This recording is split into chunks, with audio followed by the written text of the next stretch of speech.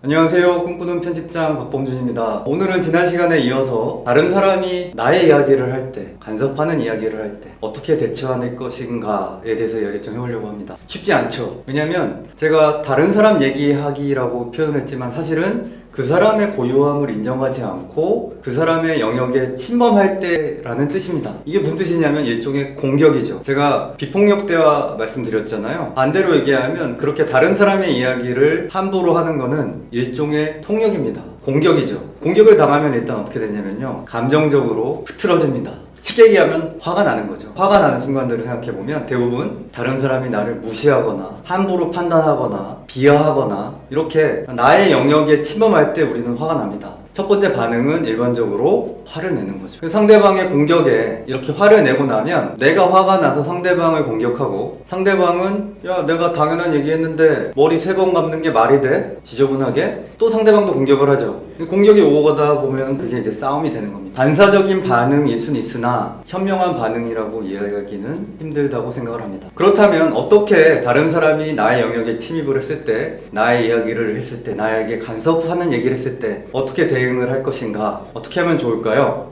이렇게 한번 비유를 해볼게요. 저에게 주먹을 날린 겁니다. 지저분하게 어떻게 그렇게 사냐? 머리는 매일 감아야지. 이게 저에게 주먹을 날린 거예요. 제 감정이 흐트러지고 화가 난다는 건 무슨 뜻이냐면 제가 그 주먹에 맞았다는 뜻입니다. 맞고 아프니까 주먹을 맞기 위해서 하다가 상대방을 또 때리게 돼요. 아니면 진짜 마음 잡고 그래? 야 샴푸값이라도 아껴, 네가 얼마나 번다고 상대방을 또 공격하게 되는 거죠. 이렇게 맞지 않는 게 중요해요. 그러려면 어떻게 해야 되냐면 그 사람은 나에게 얘기를 했지만, 나에 대해서 판단하고 나에게 간섭하는 얘기를 했지만 그 이야기는 이 사람 얘기다라고 이해를 하는 겁니다. 또 하나 예를 들면 저희 아버님께서 부동산에 대한 얘기를 저한테 많이 하세요. 부동산이다, 믿을 건 부동산밖에 없다, 너 지금이라도 늦지 않았으니까 부동산을 어떻게든 마련해라, 그게 중요해 라고 얘기를 하시죠. 예전 같으면 아니 그런 건 내가 알아서 할 일이, 왜냐면 저의 가치관은 좀 되게 또 특이하다고 생각하실 수 있지만 저는 부동산은 소유하지 않겠다라는 소신을 가지고 있어요. 이유는 아무것도 없습니다. 그냥 돈을 벌면 거기에 맞게 좋은 집을 렌트해서 살면 되는 거고, 그게 안 되면 작은 집을 렌트해서 살면 되는 거지, 내가 투자를 해서 거기에서 어떤 수익을 얻고 안 사놔서 손해봤다고 억울해하고 이럴 걱정을 저는 안 해요. 부동산에 투자할 돈이 있으면 내가 하고 싶은 더 의미 있는 일을 하겠다라는 게 저희 가치관입니다. 당연히 이 방송을 보시는 분들 중에 저러면 안 되는데, 위험한데 라고 생각하시는 분도 있겠지만 저의 고유한 생각입니다. 이렇게 생각을 하는데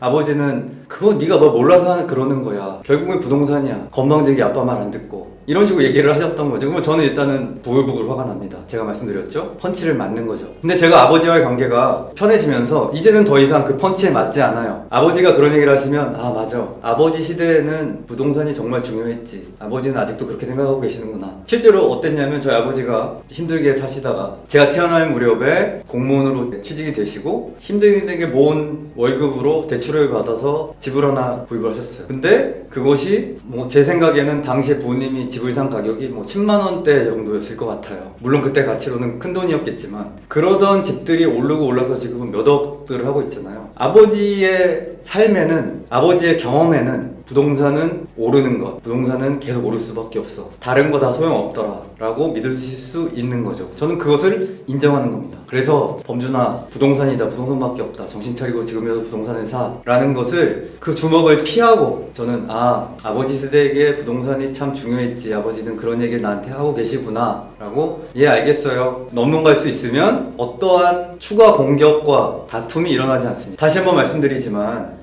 내가 다른 사람의 삶에 간섭하지 않으려고 애쓰면 당연히 관계는 좋아집니다. 그렇지만 누군가 그런 것이 너무 자연스럽고 제 삶에 끼어들고 간섭하고 충고하고 비난하는 사람들이 분명히 생길 수 있어요. 끝없이 있습니다. 그럴 때는 항상 잊지 마시고 그 주먹을 피하세요. 저 사람은 너는 이래야 돼 라는 화법으로 이야기하고 있지만 실제로 그 사람의 내용은 뭐냐면 내 경험은 이래, 나는 이래 라는 이야기를 하고 있을 뿐이다. 결국은 자기 이야기를 하고 있을 뿐이다. 어머니가 야 너는 나한테 마지막으로 전화한 게 언제냐, 너는 엄마가 중요하지도 않니? 엄마가 살았는지 죽었는지 관심도 없어? 이렇게 얘기를 하신다. 그럼 이제 대체 그 전화가 뭐 중요하다고 나를 비난하니까 일단 고통을 받죠. 그러지 마시고 어머니가 외로우신가 보다, 내 소식이 궁금하신가 보다 라고만 생각하면 됩니다. 그러면 웬만한 주먹들은 다 피할 수 있고 그 주먹 때문에 서로 얼굴 붉히고 한동안 기분 나쁠 일도 없습니다. 어떠세요? 제가 나름 다른 사람들과의 관계에서 참견을 하지 말자라는 생각으로 살아오면서 그럼에도 불구하고 저에게 참견하는 사람들로부터 저를 보호하기 위해서 써온 방법이에요. 한번 해보시고 해보니까 이런 부분에 도움이 된다. 그러면 자기 것으로 만드시면 됩니다. 어떤 분은 나는 그런 식으로는 잘 안 되더라. 또 다른 방법을 찾으셔도 좋아요. 어쨌든 제가 써서 효과가 있었던 방법이라서 소개를 드렸고요. 더 좋은 방법 있으면 댓글로 알려주셔도 좋겠습니다. 오늘 이야기 이렇게 마치겠습니다. 감사합니다.